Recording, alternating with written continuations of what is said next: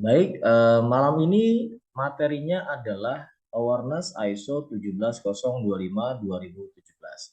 Seperti biasa, saya akan merefresh atau mengingatkan kembali kepada rekan-rekan sekalian bahwa SNI ISO 17025-2 2017 itu menggambarkan bahwa seri ISO 17025 yang terbaru itu adalah seri yang dikeluarkan di tahun 2017. Karena sebelumnya ada ISO 17025 2005. Nah, 2005 itu sudah tidak dipakai lagi, sudah tidak berlaku lagi, sehingga saat ini asesor ya atau auditor dari Komite Akreditasi Nasional itu mengacu kepada ISO 17025 2017. Ada beberapa pertanyaan kepada saya ya dari beberapa klien kita menanyakan bahwa Pak Tommy, kami mau diberikan training dan konsultasi itu ISO 17025 terbaru. Jadi kalau ada pertanyaan seperti itu, yang terbaru itu yang mana? Yang terbaru itu adalah seri 2017 gitu ya. Nah, kemudian yang kedua, kalau dilihat dari slide ini mungkin rekan-rekan juga akan menyadari bahwa bunyi dari standar atau klausul atau ISO ini itu bukanlah terkait dengan requirement sistem manajemen. Tapi kalau kita lihat di standarnya, di tulisan ini, itu tulisannya adalah persyaratan umum, kompetensi, laboratorium, uji, dan kalibrasi.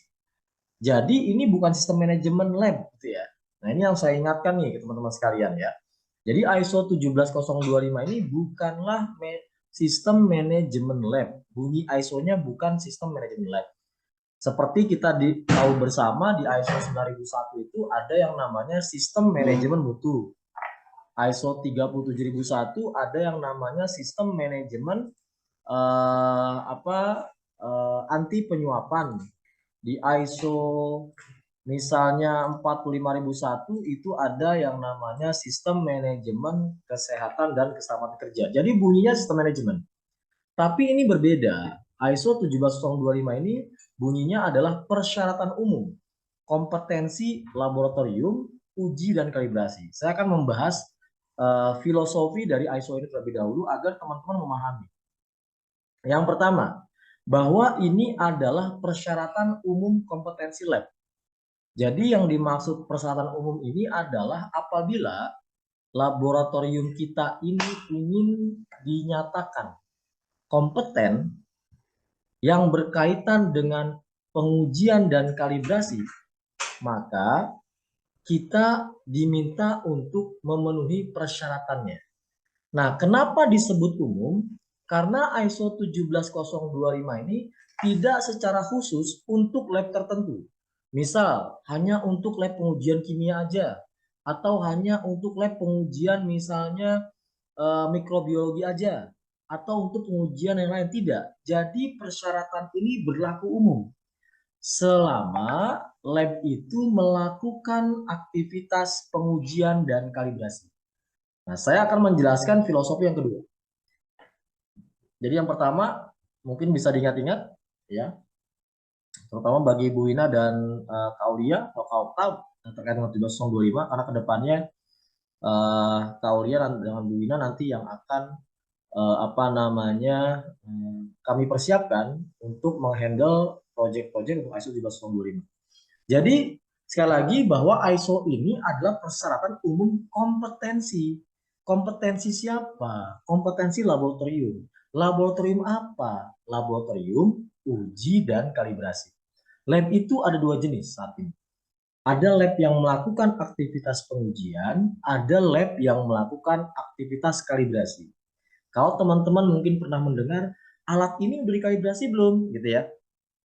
Kemudian kalibrasinya ini sertifikatnya ada kan-nya gak?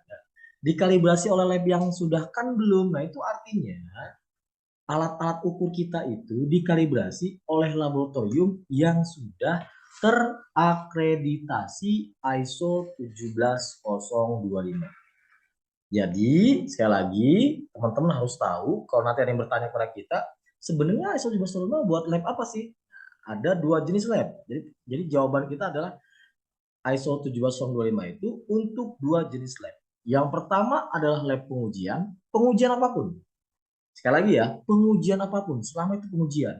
Mau uji bahan bakar, mau uji makanan, mau uji misalnya udara, mau uji kesehatan lingkungan kerja, mau pengujian darah, mau pengujian kesehatan, pokoknya semua lab ya yang melakukan aktivitas pengujian pada saat lab itu ingin dinyatakan kompeten, ya. Jadi labnya itu kompeten.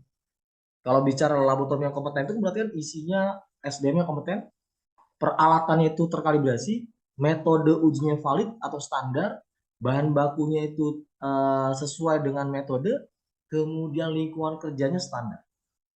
Jadi lab itu baru bisa dikatakan kompeten. Ya. Nah itu ada di mana persyaratannya? Ada di dalam ISO 17025 2017. Jadi sekali lagi garis besarnya adalah bahwa ISO 17025 2017 itu bukan sistem manajemen, tapi isinya adalah persyaratan. Kalau bicara persyaratan berarti harus penuhi. Ya sekali lagi ya, kalau bicara persyaratan harus penuhi. Misalnya persyaratan 4.1 terkait dengan kerahasiaan, ketidakberpihakan ya harus dipenuhi. Bahwa lab itu menjaga kerahasiaan data-data pelanggannya, data-data pemilik sampel. Nah, itu harus dipenuhi. Nah, bagaimana memenuhinya? Nah, itulah peran kita sebagai konsultan untuk menunjukkan caranya kayak gini loh. Untuk memenuhi klausul 4.1. Caranya kayak gini loh. Dokumennya kayak gini loh. Nah, itu yang orang lain nggak bisa. Orang lain nggak tahu. Kita harus lebih tahu. Gitu ya, sebagai konsultan atau sebagai expertise ya di bidang ini. Kemudian kalau kita berbicara standar, yang namanya standar itu pasti kan terdiri atas klausul-klausul atau bahasa ada juga menjadi pasal-pasal. Tapi lebih familiar di kalangan praktisi ISO ini adalah klausul-klausul. Jadi kita mulai dengan klausul-klausul tersebut ya. Walaupun perlu saya sampaikan juga kalau kita mengikuti pelatihan ini, maka pertama kita harus dapat memahami prinsip dari kompetensi lab uji tadi ya yang sudah saya jelaskan. Yang kedua, dapat memahami manfaat ISO 17025 ini, dapat memahami persyaratan dari ISO 17025, memahami dokumen yang dibutuhkan, peserta pelatihan dapat mengetahui kesenjangan antara persyaratan ISO 17025 dengan kondisi yang ada. Ini kita sebut sebagai gap analysis. Jadi kedepannya sebagai konsultan atau sebagai expertise ya, expert yang ada di dalam ruang lingkup laboratorium, maka kita harus bisa melakukan gap analysis. Ada yang menyebut juga gap assessment. Jadi penilaian kesenjangan, analisis kesenjangan. Kesenjangan terhadap apa? Terhadap persyaratan dengan kenyataan yang ada. Jadi kesenjangan itu kita ukur, kita nilai. Oh, klausul A harusnya kayak gini. Di labnya sudah ada belum? Belum ada, kasih nilai 0. Ini ada belum? Oh, sudah ada, kasih nilai 1. Namanya gap analysis ya.